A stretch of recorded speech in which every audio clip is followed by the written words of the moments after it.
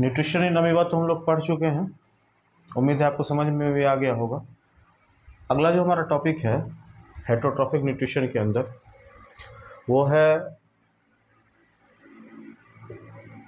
Digestion in human beings.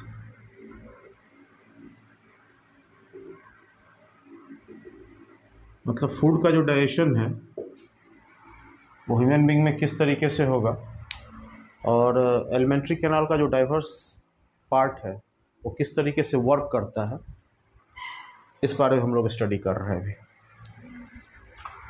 जैसा कि आप डायग्राम में देख रहे हैं बच्चे, ये जो डायग्राम है हमारा फिगर जो है वो एलिमेंट्री कैनाल का फिगर है, एलिमेंट्री कैनाल का फिगर है। जो डाइवर्स पार्ट है एलिमेंट्री कैनाल के, उसको मैंने फिगर के द्वारा डिपिक्ट किया हुआ है। एक बार मैं ज़रा फिगर को आपको बता दूं, फिर हम लोग जो है थ्योरेटिकल सेक्शन को बिल्कुल साइडवेज हम लोग पढ़ना शुरू कर देंगे, ठीक है। एलिमेंट्री कैनाल में सबसे पहले यहाँ पर देखिए डायग्राम के हिसाब से ओइसोफेगस मौजूद है। ओइसोफेगस जो है इसका दूसरा नाम होता है फूड पाइप, फूड पाइप। और इसी ओइसोफेगस के अंदर एक प्रोसीजर होगा जिसको हम लोग कहते हैं पेरिस्टाल्सिस, पेरिस्टाल्सिस। ओइसोफेगस का रिदमिक कॉन्ट्रैक्शन एंड रिलैक्सेशन, एक रिदम में ओइसोफेगस जो है एक वेव की तरह जो है ये कॉन्ट्रैक्ट और रिलैक्स करेगा, और फूड मॉलिक्यूल्स जो है या फूड पार्टिकल जो है वो आगे की तरफ मूव करेंगे और आगे जाकर के स्टोमक के अंदर पहुंचेंगे। तो ये जो एक रिदम में फूड पाइप या ओइसोफेगस कॉन्ट्रैक्ट और रिलैक्स कर रहा है, इस प्रोसेस को हम लोग पेरिस्टाल्सिस के नाम से जानते हैं, ताकि फूड मॉलिक्यूल्स जो है वो फूड पाइप से स्टोमक तक पहुंच जाए। स्टोमक वाला जो सेक्शन अगर हम लोग देखें तो जिस एरिया से आपका ये ओइसोफेगस इंटर कर रहा है स्टोमक के अंदर, ये वाला सेक्शन जो है स्टोमक का यह कहलाता है कार्डियक। स्टोमक का ये वाला जो सेक्शन है वो कहला रहा है कार्डियक। ऊपर वाला जो सेक्शन है स्टोमक का दैट इज कॉल्ड फंडिक। ये वाला जो सेक्शन है मतलब large proportion of the body of the stomach जो है, और ये वाला जो सेक्शन जो कि स्मॉल इंटेस्टाइन के अंदर आगे जाएगा दैट इज कॉल्ड पाइलोरिक। तो अभी तक हमने ये देखा कि फूड पाइप के अंदर एक रिदमिक कॉन्ट्रैक्शन एंड रिलैक्सेशन चल रहा है, जिस प्रोसेस को हम पेरिस्टाल्सिस के नाम से जान रहे हैं। और आगे जाकर के जब वो स्टोमक के अंदर पहुंच रहा है तो तीन सेक्शन इसका डिवाइड कर रहे हैं स्टोमक को, तीन पार्ट में हम डिफ्रेंशिएट कर सकते हैं।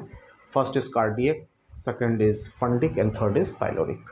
पाइलोरिक जो है वो सेक्शन है जो कि बिल्कुल पास है स्मॉल इंटेस्टाइन के, और फूड मॉलिक्यूल जब स्टोमक से स्मॉल इंटेस्टाइन के अंदर आएगा तो पाइलोरिक वाले सेक्शन के थ्रू आएगा।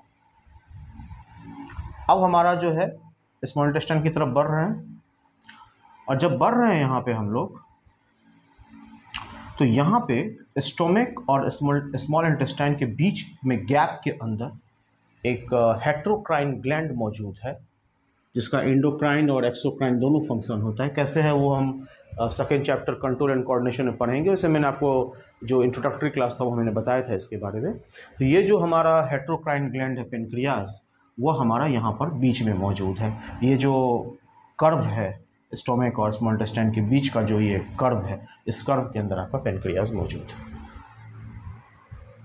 अगर हम इसके राइट सेक्शन की तरफ आएँ, यहाँ पर आपको लीवर नज़र आएगा।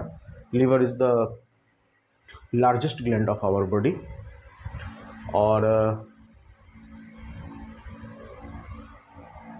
ये दो सेक्शन में डिवाइडेड है, right and left. Lobe proper कहते हैं इसको लीवर का। और ये जो मैमेलियन लीवर जो होता है, मैमल्स का जो लीवर होता है, वह एक आउटर कवर से घिरा हुआ होता है, जिसको हम लोग ग्लिसन्स कैप्सूल के नाम से जानते हैं, ग्लिसन्स कैप्सूल। और ये जो ग्लिसन्स कैप्सूल है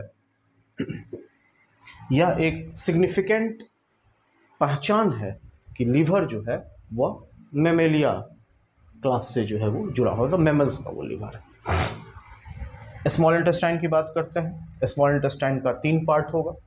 जो मोस्ट एंटीरियर पार्ट होगा हम उसको डिओडेनम कहते हैं, डिओडेनम।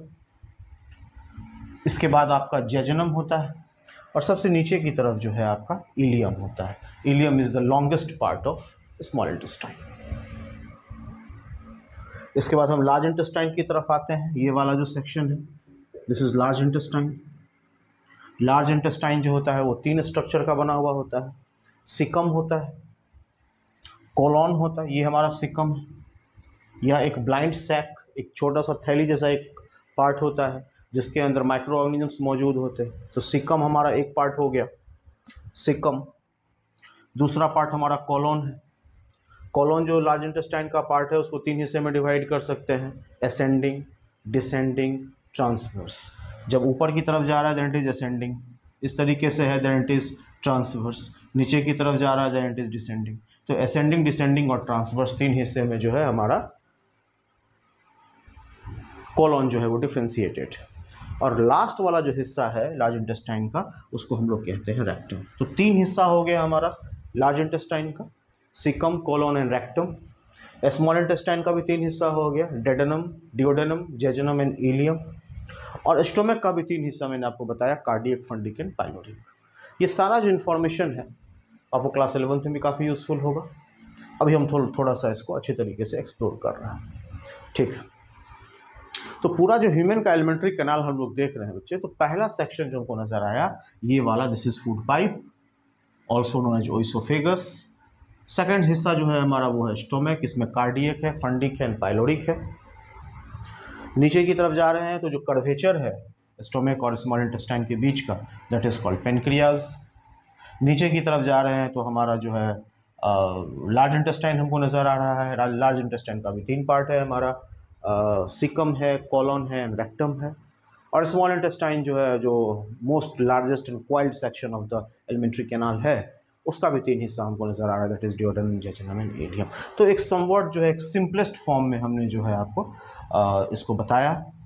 स्टार्ट जो हो रहा है हमारा एलिमेंट्री कैनाल, वह स्टार्ट होता है ओरल कैविटी से। ओरल कैविटी से ये स्टार्ट होता है और ख़त्म जहाँ होता है, जहाँ पर ये टर्मिनेट करता है, that is called anus. Anus for egestion of the undigested food material, that is anus, and for ingestion of the food material oral cavity is used। तो हमने डायग्राम का जो है एक लमसम आइडिया लिया। एक बात आपको बताना है कि यहाँ पे लीवर के पास जो है बिल्कुल इससे एसोसिएटेड एक स्ट्रक्चर है, that is called gall bladder. Gall bladder जो होता है लीवर से निकलने वाले बाइल जूस को, जो कि इमल्सिफिकेशन ऑफ फैट के लिए इंपॉर्टेंट होता है, उसको कंसंट्रेट करने का काम जो है वो गॉल ब्लैडर के अंदर किया जाता है। तो पूरा डायग्राम हमारे समझ में आ रहा है। फूड पाइप से स्टार्ट हुआ, कार्डियक, फंडिक, पाइलोरिक 3 हिस्सा हो गया स्टोमक का। राइट साइड में लिवर मौजूद है, right and left quadrate lobe proper 2 हिस्से से बना हुआ, और फेल्सिफॉर्म लिगामेंट से जो है वो मतलब आप कह सकते हैं कि डिस्टिंग्विश्ड है। आउटर सेक्शन की तरफ जो है एक मेमेलियन लिवर का जो एक कैरेक्टरिस्टिक फीचर है, एक कवर जो है वो ग्लिसन्स कैप्सूल, कैप्सूल का मतलब बायोलॉजी में आउटर कवर होता है, तो वो लिवर की चारों तरफ मौजूद है। फिर आपका जो कर्वेचर है स्टोमक एंड इंटेस्टाइन के बीच का, दैट इज पेनक्रियाज, जो कि पेनक्रियाटिक जूस को सेक्रेट करता है। और फिर हमारा लिवर जो है जो कि बाइल जूस को सेक्रेट करता है for the emulsification of fat, उसका कंसंट्रेशन हमारा गॉल ब्लैडर के अंदर किया जाता है। और जब हम लोग थोड़ा नीचे की तरफ आ रहे हैं तो आपको स्मॉल इंटेस्टाइन का 3 हिस्सा नज़र आएगा। जो most anterior part of the small intestine is duodenum, jejunum and ileum. और फिर जब लार्ज इंटेस्टाइन की तरफ आते हैं तो 3 हिस्सा वहाँ भी है, caecum, colon and rectum. Colon जो है वो 3 हिस्से में डिफ्रेंशिएटेड है। जब ऊपर की तरफ जा रहा है देन असेंडिंग, पैरेलल हो जा रहा है तो ट्रांसवर्स, नीचे की तरफ जा रहा है तो डिसेंडिंग कोलॉन। और इसके terminal part of the descending colon पर सिग्मोइड कोलॉन भी मौजूद होता है।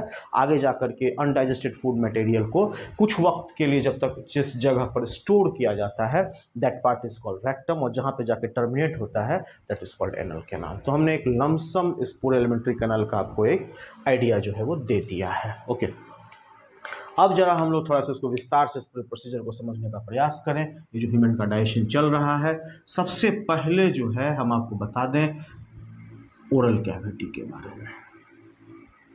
सबसे पहले स्टार्ट हो रहा है हमारा एलिमेंट्री कैनाल ओरल कैविटी से। तो ओरल कैविटी जो हमारा है, ओरल कैविटी वो ये वाला हिस्सा है, ये जो पूरा जो ये जो एंटीरियर पार्ट जो है आपके माउथ का, ये जो स्लिट लाइक एपर्चर जो इसको कट कर रहा है, जहाँ से हम फूड को इंजेस्ट करते हैं, वो वाला हिस्सा हमारा जो है वह वेस्टिब्यूल कहलाता है। वेस्टिब्यूल, वेस्टिब्यूल क्या है ये वेस्टिब्यूल? यह एक स्लिट लाइक एपर्चर है, स्लिट लाइक एपर्चर। वो स्लिट लाइक एपर्चर जो कि एक्सटर्नली जो है वो चिक से और लिप से है ढका हुआ, और यहाँ से फूड मॉलिक्यूल जो है आप अंदर की तरफ अपने ओरल कैविटी में जो है डालते हैं या इंजेस्ट करते हैं। तो दैट स्लिट लाइक जो कटा हुआ इस तरीके से स्ट्रक्चर है, that is called vestibule. Oral cavity में जब आते हैं तो ओरल कैविटी का जो रूफ होता है, roof of the oral cavity जो है उसको हम लोग पैलेट कहते हैं। पैलेट, जिसको तालू हिंदी में कह रहे हैं हम लोग। तो माउथ के अंदर गए तो ऊपर वाला जो हिस्सा है हमारा, जब आप उंगली से कभी उसको, थोड़ा अनहाइजीनिक तो है लेकिन अगर टच करेंगे तो आपको थोड़ा सा वहाँ पर कुछ ट्रांसवर्स रिज या कुछ इस तरीके का बाइफर्केशन आप टच करेंगे तो पता चलेगा। तो वो anterior part of the palate है। और जब पीछे की तरफ जाएंगे पोस्टीरियर पार्ट की तरफ, तो वहाँ पर आपको वो ट्रांसवर्स रिज नज़र नहीं आता है, उसको हम लोग सॉफ्ट पैलेट कहते हैं। तो हम पैलेट का मतलब ये हुआ, it is the roof of oral cavity. Oral cavity का जो रूफ होता है उसको हम लोग बोलते हैं पैलेट। और ये पैलेट जो होता है ये दो पार्ट में डिफ्रेंशिएटेड है। एक हमारा हो गया जो आगे वाला हिस्सा है, एंटीरियर वाला जो हिस्सा है, वहाँ पर मौजूद है हार्ड पैलेट, हार्ड पैलेट। और जो पोस्टीरियर हिस्सा है वहाँ पर मौजूद है सॉफ्ट पैलेट। पोस्टीरियर पार्ट पे हमारा मौजूद है सॉफ्ट पैलेट। और ये पोस्टीरियर पार्ट पर जो सॉफ्ट पैलेट है, जब वो और पीछे की तरफ हैंग करेगा, आप कभी अगर मिरर से देखेंगे ध्यान से, तो आपको नीचे की तरफ एक डिप्ट जो है, एक लटका हुआ सा एक डिप्ट ऑर्गन नज़र आएगा, जो कि आप कह सकते हैं कि protrusion of the soft palate in the posterior reason है, उसको हम लोग कहते हैं यूव्यूला। यूव्यूला, यूव्यूला। ओके, तो ओरल कैविटी की बात हो गई। Vestibule is the slit like aperture जो कि आपके ओरल कैविटी के एंटर मोस्ट पॉइंट पर मौजूद है। ओरल कैविटी में जा रहे हैं तो ऊपर की तरफ जो है आपको पैलेट नज़र आता है, वो दो पार्ट में डिफ्रेंशिएटेड है, hard palate and soft palate. और सॉफ्ट पैलेट जो है वो हाइंडर पार्ट में जाकर के थोड़ा सा नीचे की तरफ हैंग्ड होता है, that hang structure is called यूव्यूला। अब जो है ये तो रूफ की बात हो गई, लेकिन ओरल कैविटी के अंदर जो एक और इम्पोर्टेंट सा आपका ऑर्गन है, एक मस्कुलर,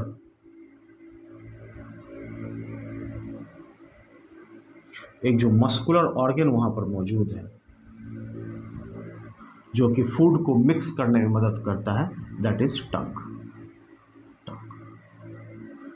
टंग जो होता है वह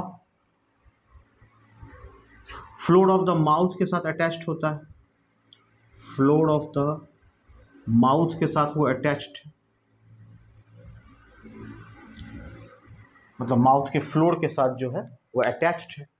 और फ्लोर ऑफ द माउथ के साथ अटैच्ड होने के लिए जिस स्ट्रक्चर को ये यूज करता है उसको हम लोग लिंगुअल फ्रीन्यूलम के नाम से जानते हैं।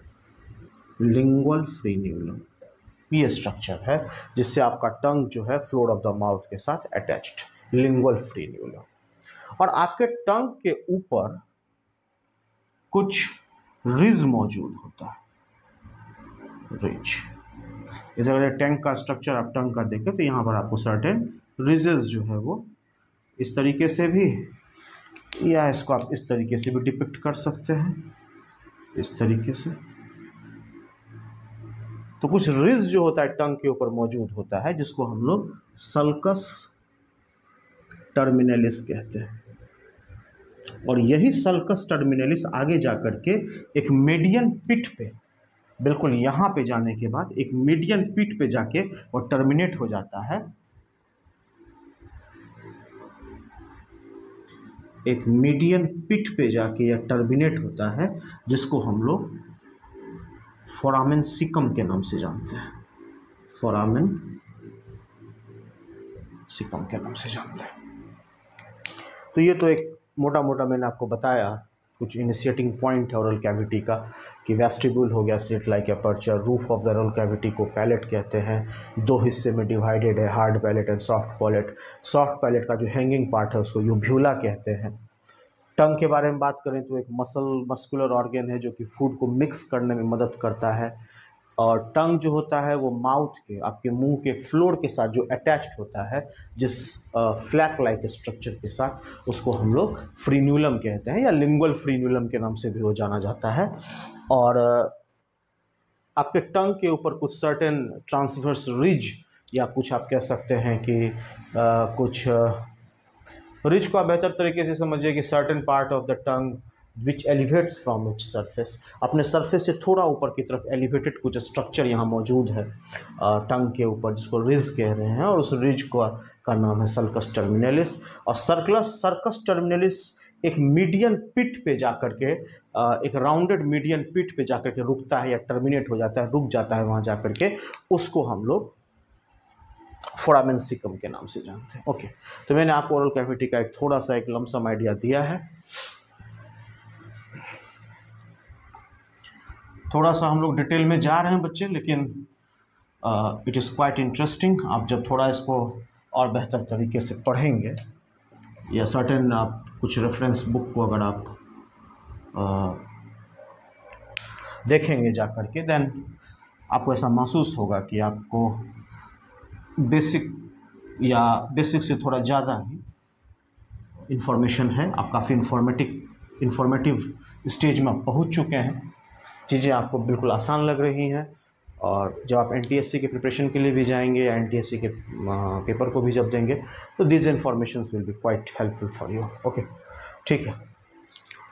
तो ये तो डाइजेशन ह्यूमन बींग्स का मैंने कुछ आपको ओरल कैविटी वाला कुछ पार्ट बताया। अब थोड़ा सा जो है हम लोग इस वर्ड के बारे में भी थोड़ा समझें कि डाइजेशन कहेंगे किसको, क्योंकि अब जो है ओरल कैविटी तक बात तो पहुंच चुकी है, और ओरल कैविटी के अंदर फूड का डाइजेशन स्टार्ट हो जाएगा, क्योंकि ओरल कैविटी के अंदर सलाइवा मौजूद होगा, लार जिसको कहते हैं, और उस सलाइवा के अंदर एक इंजाइम मौजूद होगा, सेलेवरी एमाइलेज, जिसको हम टाइलिन के नाम से भी जानते हैं। तो अब तो डाइजेशन जो है वो स्टार्च का स्टार्ट होगा और माल्टोज में वो चेंज होगा। मतलब कहने का मतलब है कि फूड का डाइजेशन जो है वो आपके ओरल कैविटी से स्टार्ट हो जाता है। तो अब जब स्टार्ट हो जाता है ओरल कैविटी से, तो जरा इसका मतलब समझ लेते हैं कि डाइजेशन कहते किसको है।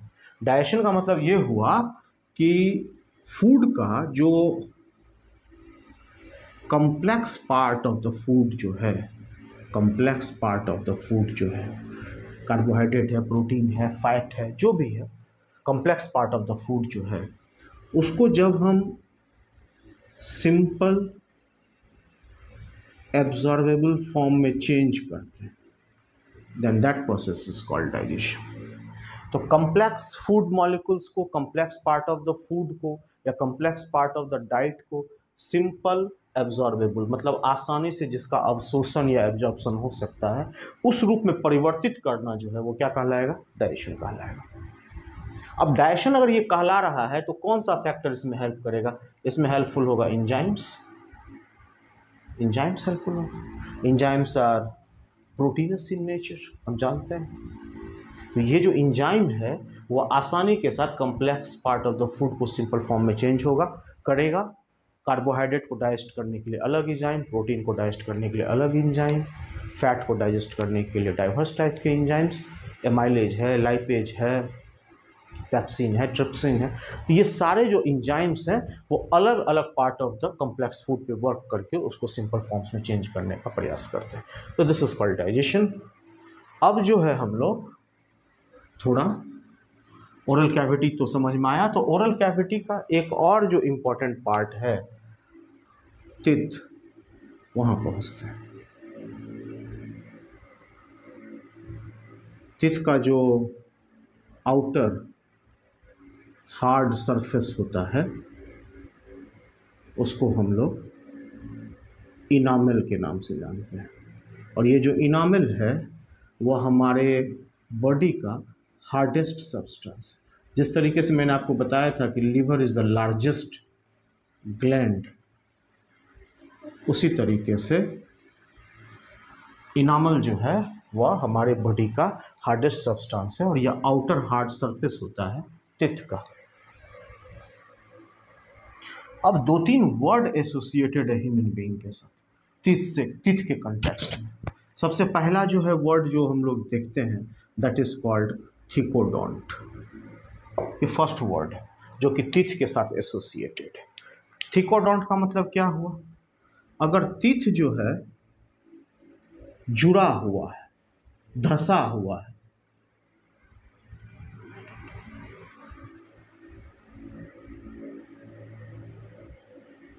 जबड़े के सॉकेट के अंदर, अगर टीथ इम्बेडेड का मतलब हुआ जुड़ा हुआ या धसा हुआ, इस तरीके से धसा हो, जैसे यहाँ पर है आप अंदर डाल देंगे तो दिस इज इम्बेडेड। तो अगर टीथ धसा हुआ है, जुड़ा हुआ है सॉकेट ऑफ द जॉ के साथ, जबड़े के सॉकेट में अगर वो घुसा हुआ है, then this nature is called thecodont nature. ये ह्यूमन बींग्स के अंदर होता है। हमारा टीथ जो होता है वो हमारे सॉकेट ऑफ द जॉ के साथ अटैच्ड है।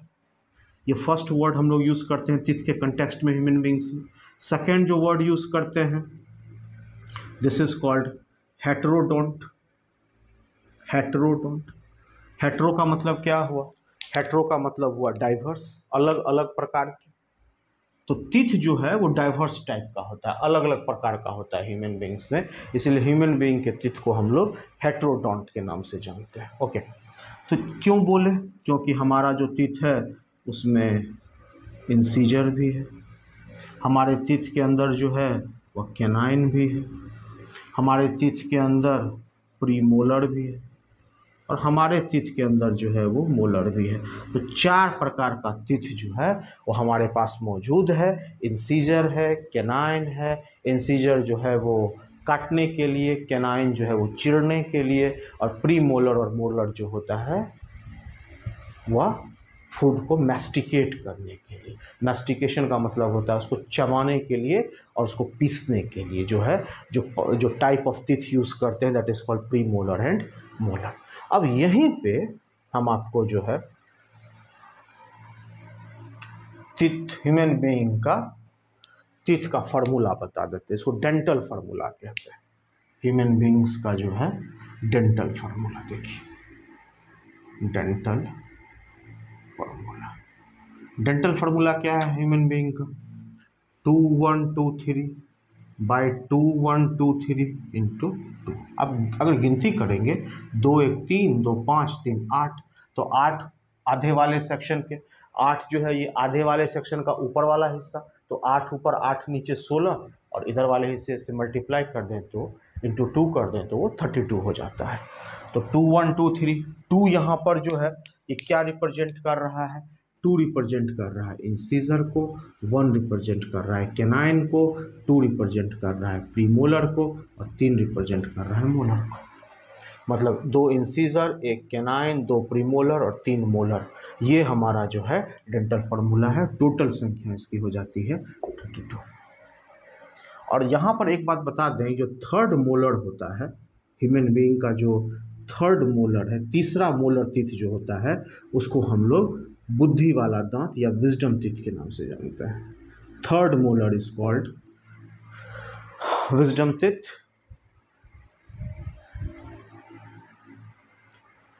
अब ये बात तो हो गई dental formula in the case of human beings के। तो दूसरा वर्ड भी हमारे समझ में आ गया कि डाइवर्स टाइप के टीथ जो है मौजूद है, इसलिए ह्यूमन बीइंग के टीथ को हम लोग जो है हेटेरोडोंट के नाम से देख रहे हैं। अब ह्यूमन बीइंग्स के अंदर उसके पूरे जीवन काल में, पूरे लाइफ जो लाइफ स्पैन है उसके अंदर 2 टाइप्स ऑफ टीथ मौजूद होता है।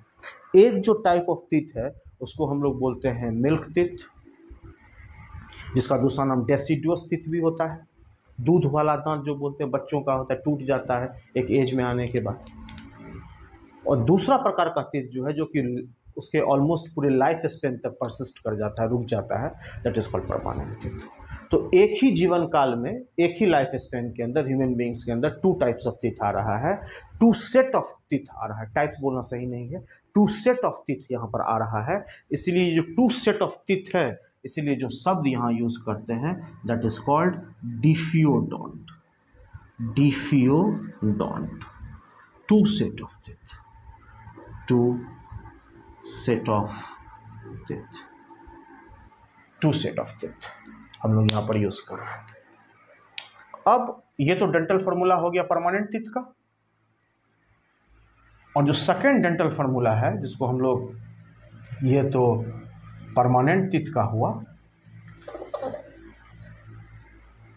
ये तो परमानेंट टीथ का हो गया, और जो सेकेंड टाइप का हमारा टीथ है दैट इज मिल्क टीथ या डेसिडुअस टीथ।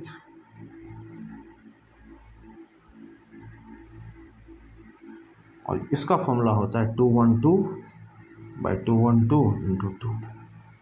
अब बात यहाँ पर यह है कि यहाँ पर परमानेंट टीथ में देख रहे थे इंसीजर है, कैनाइन है, प्रीमोलर है और मोलर है, लेकिन जब हम लोग देख रहे हैं मिल्क टीथ के अंदर, यहाँ पर सिर्फ आपको 3 टाइप ऑफ नज़र आ रहा है। जिसका मतलब ये हुआ कि यहाँ पर 2 का मतलब इंसीजर हुआ जो पहले भी था, एक का मतलब यहाँ पर कैनाइन है, लेकिन प्रीमोलर जो है वो यहाँ पर मिसिंग है। मतलब लिख सकते हैं प्रीमोलर एब्सेंट। मिल्क टीथ के अंदर प्रीमोलर जो होता है वो एब्सेंट होता है, या प्रीमोलर जो होता है वो मौजूद नहीं होता है। तो सिर्फ पाया जाता है इंसीजर, कैनाइन और मोलर। 2 1 3 2 5, तो 5 इधर 5 नीचे, 10 × 2 मतलब 20। तो 20 हमारा मिल्क टीथ हो गया और 32 जो है वो हमारा हो गया परमानेंट टीथ। ओके, एक लमसम आइडिया तो आपको हो ही गया होगा टीथ के बारे में, डेंटल फार्मूला के बारे में। और यहाँ पर एक सिंपल से फिगर से हम आपको थोड़ा सा और टीथ के बारे में जो है वो बताते हैं। बहुत ध्यान से ज़रा आप इसको देखिए, इस चित्र को, बहुत सारी बातें समझ में आएंगी। देखिए ज़रा इसको, टीथ का अगर एक सिंपल रफ अगर हम लोग इस तरीके से खींचने का प्रयास करें,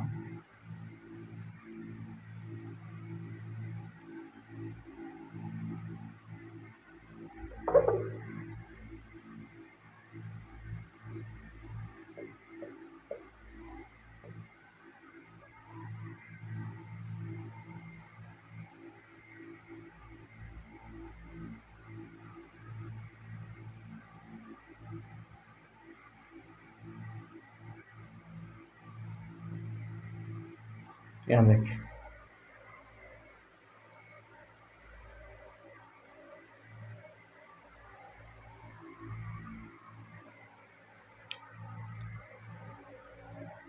ये वाला जो हिस्सा है इसको हम लोग बोलेंगे इनामल। ये वाला जो पार्ट है इसको बोलेंगे डेंटिन।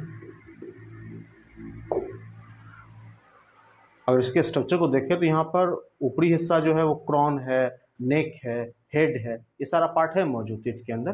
लेकिन बाहरी हिस्सा हमारा जो अपर हार्डेस्ट सरफेस जो है टीथ का वो इनामल कहला रहा है। कुछ जो यहाँ पर आपको धागे जैसा फाइन कैनेलिक्यूली, कैनाल लाइक स्ट्रक्चर निकलता हुआ नजर आ रहा है, दैट इज कॉल्ड डेंटिन। ये जो है हमारा वो कहलाता है ओडोंटोब्लास्ट। ओडोंटोब्लास्ट या इसको पल्प कैविटी के नाम से भी जानते हैं। और ये जो है अटैच्ड जो स्ट्रक्चर यहाँ साइड में मौजूद है, इसको जो है बोलते हैं पेरिडोंटल लिगामेंट। पेरिडोंटल लिगामेंट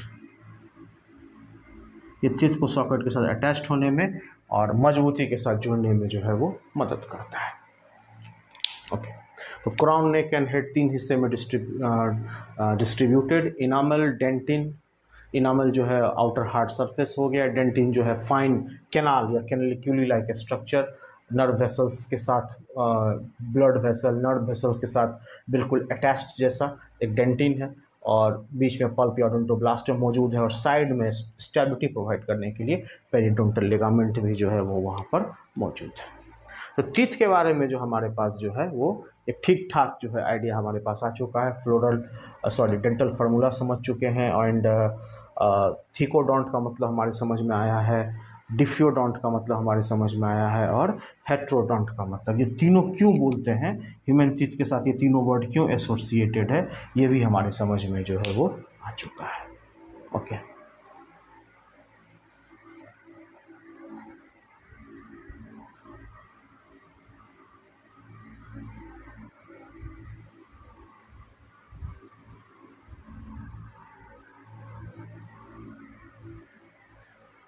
अब जरा हम अगर आगे की तरफ बढ़ें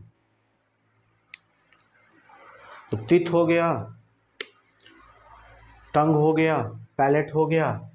अब जो अगला हमारा स्ट्रक्चर आएगा जब फूड थोड़ा आगे की तरफ बढ़ेगा, मेस्टिकेशन एंड च्यूइंग के बाद, पार्टिकल्स को आपस में मिक्स करने के बाद, तो तब हमारे पास जो स्ट्रक्चर आता है that is called pharynx. Pharynx के बारे में एक सिंगल वर्ड में आप कह सकते हैं कि इट इज कॉमन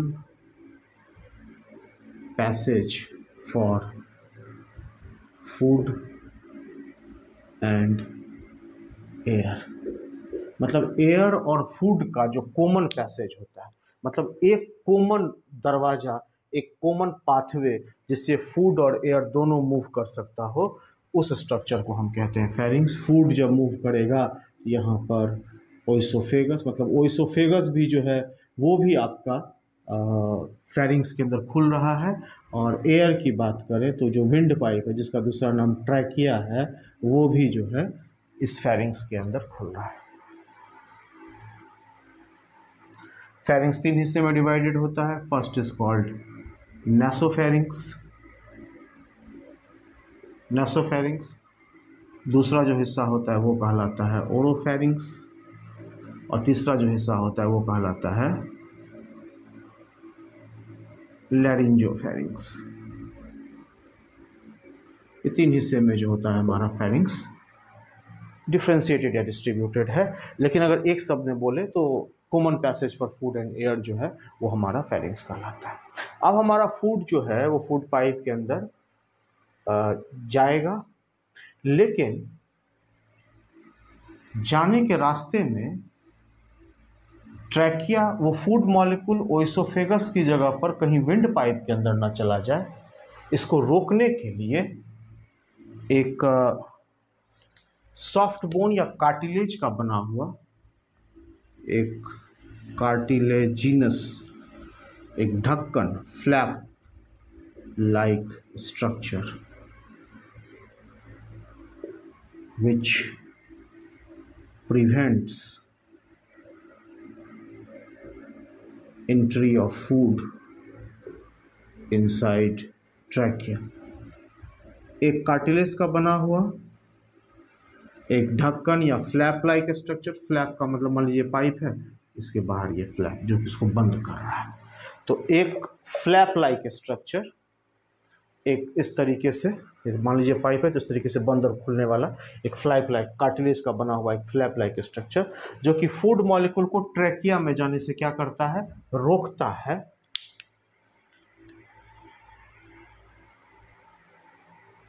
उस स्ट्रक्चर को हम बोलते हैं एपिग्लॉटिस।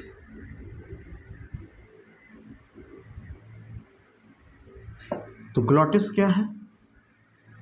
ग्लॉटिस जो है वो एंट्री पॉइंट है, एंट्री है। जब हमारा फूड जो है वो फूड एंड एयर जब हमारे थोरेसिक कैविटी के अंदर, मतलब ये माउथ वाले ओरल कैविटी वाले हिस्से से निकल के हमारे थोरेसिक कैविटी में जब जाता है, तो उस समय जो एंट्री जो है, एंट्री पॉइंट पर ग्लॉटिस मौजूद होता है। और इसी ग्लॉटिस से एसोसिएटेड स्ट्रक्चर है एक कार्टिलेज का बना हुआ एक ढक्कन, फ्लैप लाइक स्ट्रक्चर, जो कि फूड मॉलिक्यूल के एंट्री को रोकता है ट्रैकिया में। मतलब विंड पाइप में कहीं खाने का हिस्सा ना चला जाए, इसको रोकने के लिए वहाँ पर एपिग्लॉटिस मौजूद होता है। अब जब यहाँ से फूड आगे की तरफ बढ़ेगा तो डाइजेशन की बात है, तो ऑब्वियसली फूड जो है वो हमारा ओइसोफेगस की तरफ जाएगा। और जब वो ओइसोफेगस की तरफ हमारा फूड जाएगा तो सबसे पहले जरा हम इसके बारे में बता दें, ओइसोफेगस के बारे में। ये लगभग जो है 25 सेंटीमीटर लंबा होता है, 25 सेंटीमीटर। और इसके अंदर 2 प्रकार के टिश्यूज पाए जाते हैं, circular tissue and longitudinal tissue. Circular and longitudinal tissue यहाँ पर मौजूद होते हैं ओइसोफेगस में। इसका दूसरा नाम फूड पाइप भी है ओइसोफेगस का। और इसी ओइसोफेगस के अंदर ये जो हमारा ओइसोफेगस है, यहाँ पर जब फूड मॉलिक्यूल आगे की तरफ बढ़ेगा तो ये जो लॉन्गिट्यूडनल एंड सर्कुलर जो मसल्स यहाँ मौजूद हैं, ये एक रिदम में कॉन्ट्रैक्ट एंड रिलैक्स करेंगे। तो लिख सकते हैं rhythmic contraction and relaxation of oesophagus for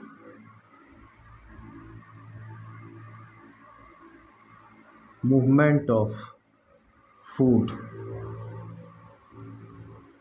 towards stomach। इस घटना को जो है वो हम बोलेंगे पेरिस्टाल्सिस।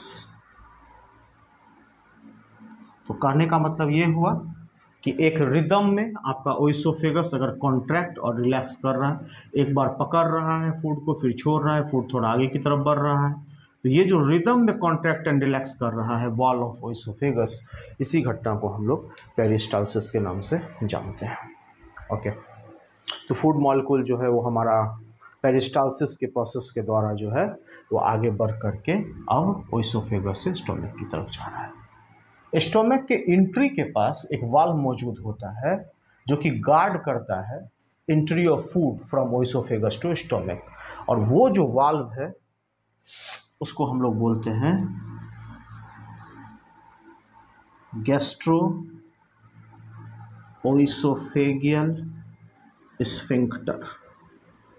ये जो गैस्ट्रो ओइसोफेगियल स्फिंक्टर है, गैस्ट्रो शब्द जो है वो स्टोमक से जुड़ा हुआ है और ओइसोफेगल जो है वो फूड पाइप का दूसरा नाम है। मतलब स्टोमक और ओइसोफेगस का कनेक्शन है। स्फिंक्टर का मतलब गार्डिंग स्ट्रक्चर, गार्ड करने वाला स्ट्रक्चर जो देखभाल कर रहा है कहाँ से क्या इंटर कर रहा है, क्या क्यों इंटर कर रहा है, एंट्री होनी चाहिए या नहीं होनी चाहिए। तो इन चीज़ों को गार्ड करने वाला जो स्ट्रक्चर है गैस्ट्रोइसोफेगियल स्फिंक्टर, वो यहाँ पर जो है वो मौजूद है, जो कि गार्ड कर रहा है फूड मॉलिक्यूल्स को कि वो किस तरीके से ओइसोफेगस से स्टोमक की तरफ आ रहा है। ओके,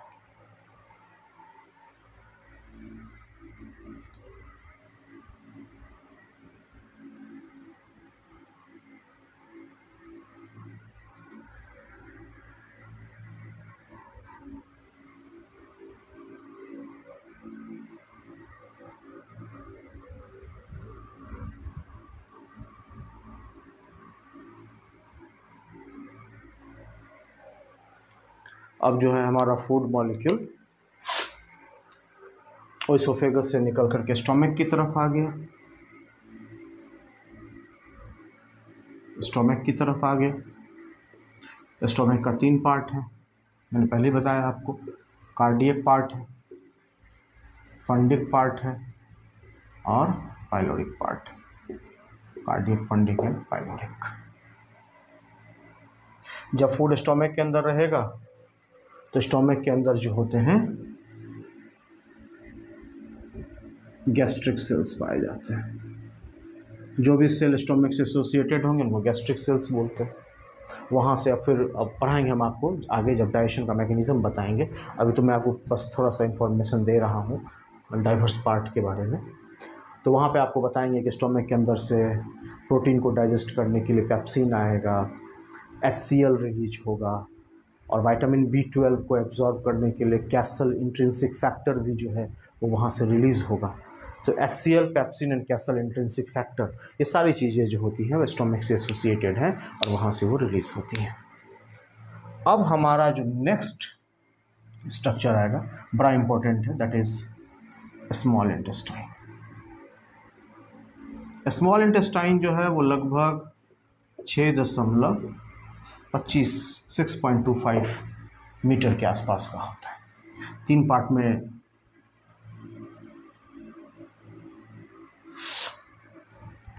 डिफ्रेंशिएटेड है। पहला है डिओडेनम।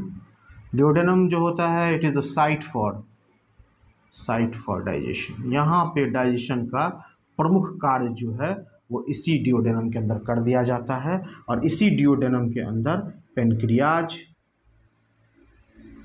और लीवर दोनों से सेक्रेशंस, पेनक्रियाज से पेनक्रेटिक जूस और लीवर से बाइल जूस डिओडेनम की तरफ आता है।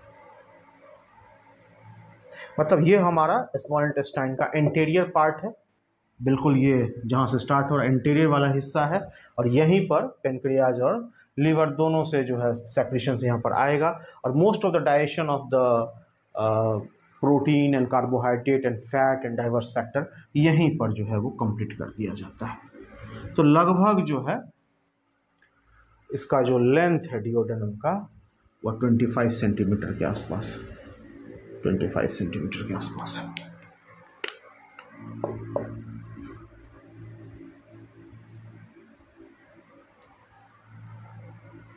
जो सेकेंड हिस्सा है स्मॉल इंटेस्टाइन का, दैट इज जेजुनम, ये लगभग 2.5 मीटर के आसपास का होता है। और तीसरा हिस्सा जो है दैट इज इलियम, ये लगभग 3.5 मीटर के आसपास, ये आप कह सकते हैं कि it is the longest part of small intestine, longest part of small intestine, ये चीज़ है। और जब हम लोग आते हैं अपने एलिमेंट्री कैनाल के लास्ट हिस्से की तरफ, दैट इज़ लार्ज इंटेस्टाइन, इस लार्ज इंटेस्टाइन का प्राइमरी फंक्शन ये होता है कि यहाँ पर वाटर, मिनरल, इन चीज़ों को एब्जॉर्व किया जाता है, अनडाइजेस्टेड फूड को स्टोर करता है, और water, mineral and diverse type के जो ड्रग्स एंड फार्माक्यूटिकल्स हैं जैसे कि एस्पिरिन है या फिर जो भी है उसका भी एब्जॉर्प्शन जो है यहाँ पर किया जाता है। तो वाटर, मिनरल को एब्जॉर्व करना, अनडाइजेस्टेड फूड को स्टोर करना, ये सारा काम, और डाइवर्स टाइप के वाइटामिन्स का भी डेवलपमेंट इसी लार्ज इंटेस्टाइन के अंदर किया जा सकता है। तो वो काम जो है लार्ज इंटेस्टाइन का है। इसमें सबसे पहला जिसका हिस्सा होता है लार्ज इंटेस्टाइन का वो कहलाएगा आपका सिकम। सिकम जो है एक ब्लाइंड सैक है, एक छोटा सा बैग लाइक स्ट्रक्चर है जिसके अंदर which hosts symbiotic microorganism. Symbiotic मतलब जो दोस्ती वाले रिलेशन के साथ दूसरे के साथ अटैच्ड होता है, वो रिलेशनशिप जिसमें दोनों ही पार्टनर बेनिफिटेड होते हैं, वो वाला सिम्बायोटिक माइक्रो ऑर्गेनिज्म जो है इसके ब्लाइंड सैक या सिकम के अंदर मौजूद रहता है।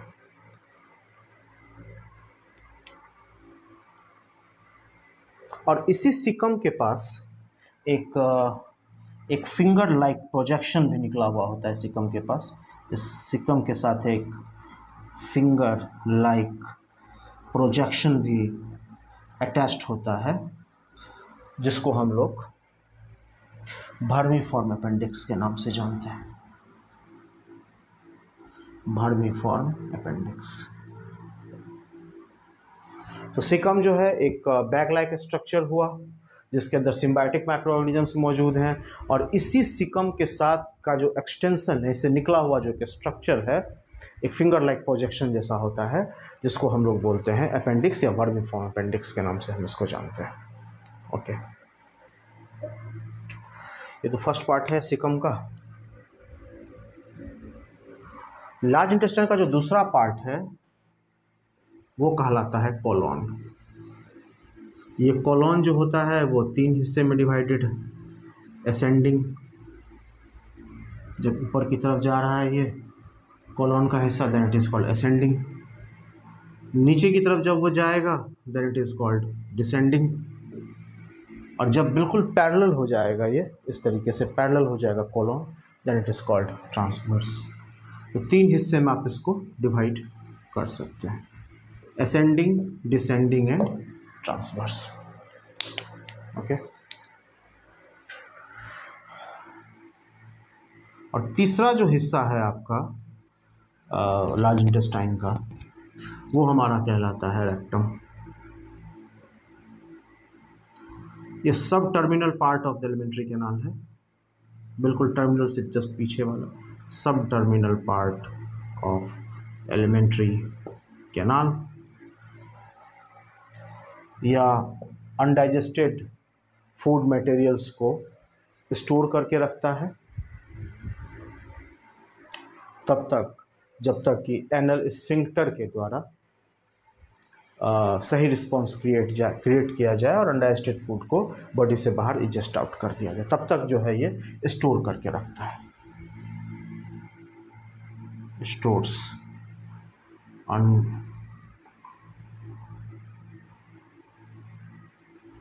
Undigested food.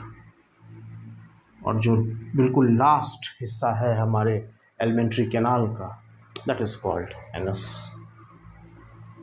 और यहाँ पर जो एनल स्फिंक्टर होते हैं, जो वाल्व होते हैं, जो कि वॉलेंट्री और इनवॉलेंट्री दोनों ही नेचर के होते हैं, तो वो वहाँ पर मौजूद है और अनडाइजेस्टेड फूड को जो है बॉडी से बाहर इजेस्ट आउट करने में मदद करता है।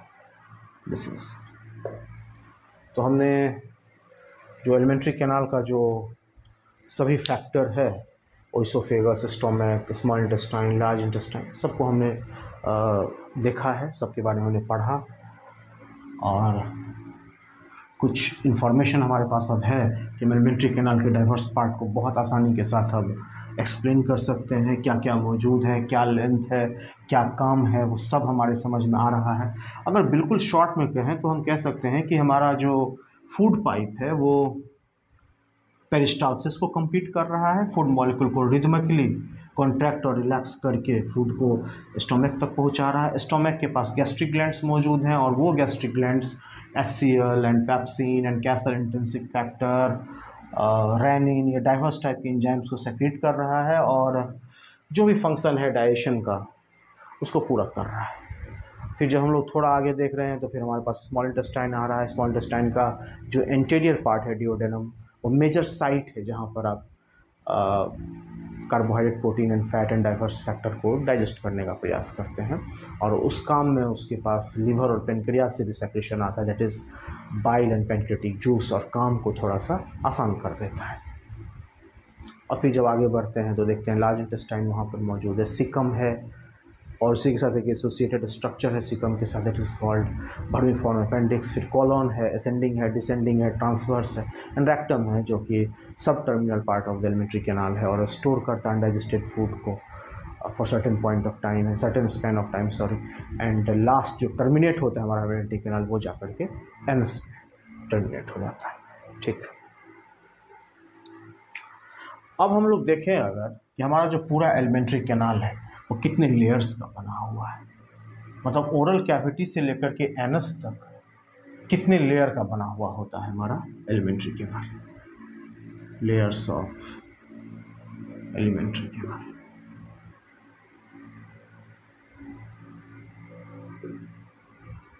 Layers of alimentary canal.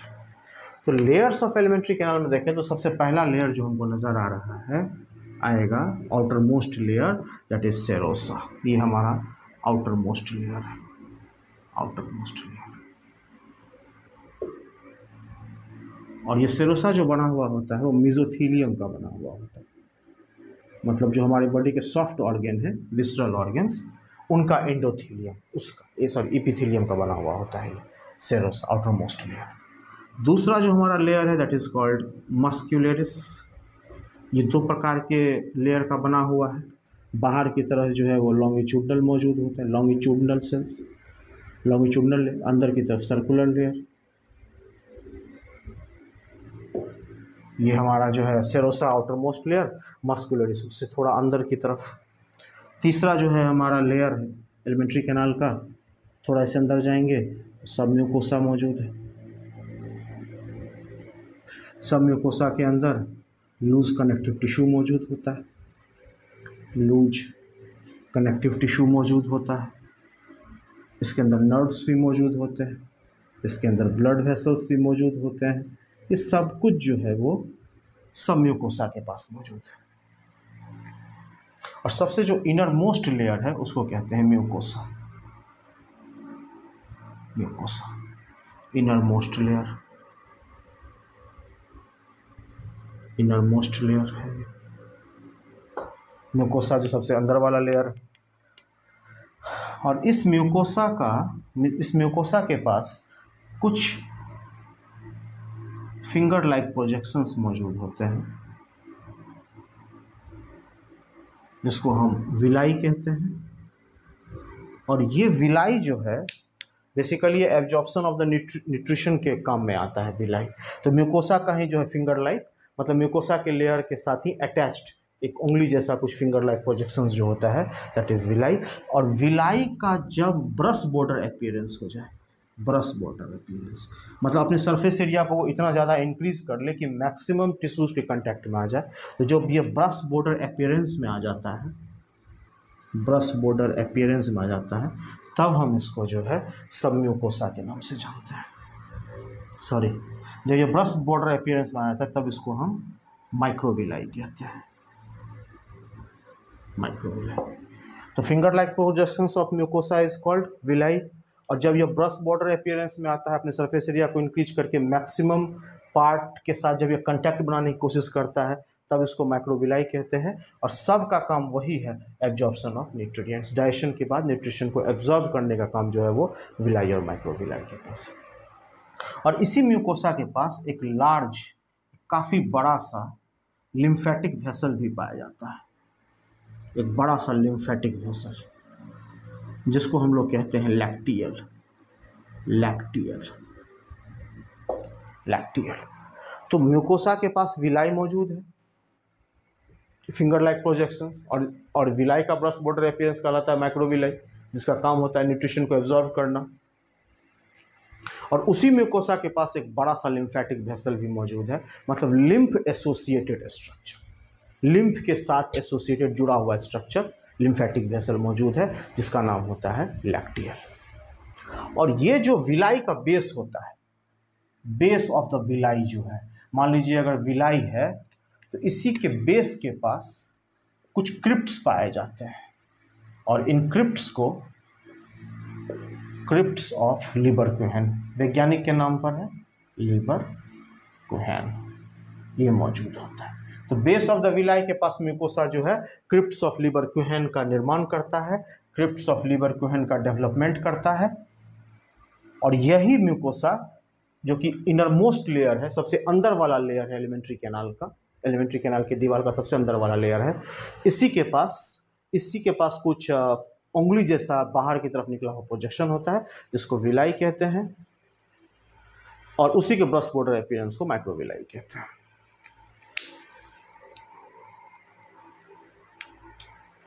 एक बात और बताते चले, कुछ राउंडेड स्ट्रक्चर, जैसे लार्ज इंटेस्टाइन की बात करते हैं, जस्ट फॉर नॉलेज मैं आपको बच्चे बता रहा हूँ, लार्ज इंटेस्टाइन, इस लार्ज इंटेस्टाइन के पास कुछ बैंड लाइक स्ट्रक्चर्स मौजूद होते हैं, बैंड लाइक स्ट्रक्चर।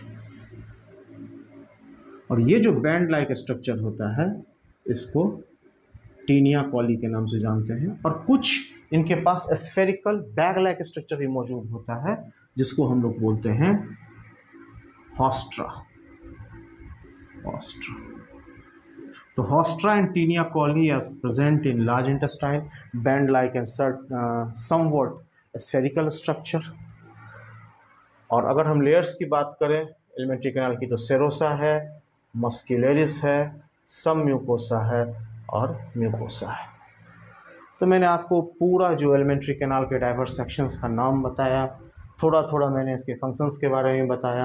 अब जो अगला टॉपिक हम लोग डिस्कस करेंगे, वहाँ पर बेसिकली हम लोग मैकेनिज्म ऑफ डाइजेशन की तरफ जाएंगे कि किस प्रकार जो diverse part of the balance diet है, प्रोटीन है, कार्बोहाइड्रेट है या फैट है, उसको कौन सा एंजाइम कहाँ से निकल करके किन किन हिस्सों में टूटता है, किस तरीके से जो है वह एक रिदमिक और एक सिस्टम में वो टूटता जाता है स्टेप वाइज, और किन किन चीज़ों का वो निर्माण करता है, ये हम लोग पढ़ेंगे इसके जस्ट बाद। तो पहले थोड़ा सा डाइजेस्टिव ग्लैंड को देखेंगे एंड फिर मैकेनिज्म ऑफ डाइजेशन को पढ़ के डाइजेशन वाला जो पार्ट है हमारा लाइफ प्रोसेस का, उसको कंप्लीट कर देंगे। मुझे उम्मीद है आपको यहाँ तक काफ़ी चीज़ समझ में भी आया होगा। सारा इन्फॉर्मेशन मैंने आपको बताया है, आप इसको बेहतर तरीके से जॉट डाउन करिए अपने नोट्स के अंदर या एनसीईआरटी के अंदर, आप इसको आप इंक्लूड कर सकते हैं। मैंने फर्स्ट क्लास में बताया था, मैं आज फिर से कह रहा हूँ, you should try to make yourself a very informative learner. आप जितना ज़्यादा इंफॉर्मेटिव हो जाएंगे, जितना आपके पास इंफॉर्मेशन होगा, जितना आपके पास डाइवर्स बैग ऑफ नॉलेज होगा, तो चीज़ों को लर्न और कम्प्रीहेंड करना काफ़ी आसान होगा। थोड़ा मुश्किल है बच्चे, क्लास 10th के आप बच्चे हैं, इतना सारा नाम, इतना सारा कंसेप्ट बिल्कुल एक बार दिमाग में रखना बिल्कुल मुश्किल है, मैं समझ रहा हूँ आपके लेवल पर आकर के। बट जिस तरीके का कट-थ्रोट कंपटीशन चल रहा है अभी के दौर में 720 नीट, अगर आप बायोलॉजी से बहुत ज़्यादा अटैच्ड हैं तो सर्टेनली आप नीट ही आपका टारगेट होगा। तो 720 में 720 बच्चे वहाँ स्कोर कर ले रहे हैं, बायो में बिल्कुल 360 में 360 स्कोर करते हैं। तो ये जो 100% जो स्कोर कर दे रहे हैं वो बिल्कुल ऐसा नहीं कि 11th-12th में जाते हैं और पढ़ना शुरू करते हैं और बिल्कुल सब कुछ समझ में आ जाता है। जीत की तैयारी बहुत पहले शुरू होती है, और जो लोग युद्ध की तैयारी में जितना पसीना बहा लेते हैं, जब सही में युद्ध होता है उसमें उनका खून उतना कम गिरता है। तो पसीना बहाने पर अभी ध्यान देना है। पसीना बहाने का मतलब you should try to inculcate lot of hard work and efforts to know everything.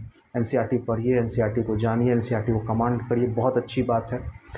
It is good for boards and it is good for your primary contact with the biological facts, but in the long run you have to make yourself like a reservoir of knowledge.